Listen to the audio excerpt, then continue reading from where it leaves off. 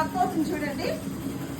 ఇది వచ్చేసి మనకి మన యూట్యూబ్ ఛానల్ చూస్తే వచ్చానన్నారు, లోకట్ పెట్టేశాను. సో అంత గజిబిజిగా ఉంది. ఇదేంటంటే ఇలాగా శారీ ఏమో ఈ కలర్ వచ్చేసింది అనమాట. మేరీ గారు, థ్యాంక్ యూ సో మచ్ అండి మేరీ గారు.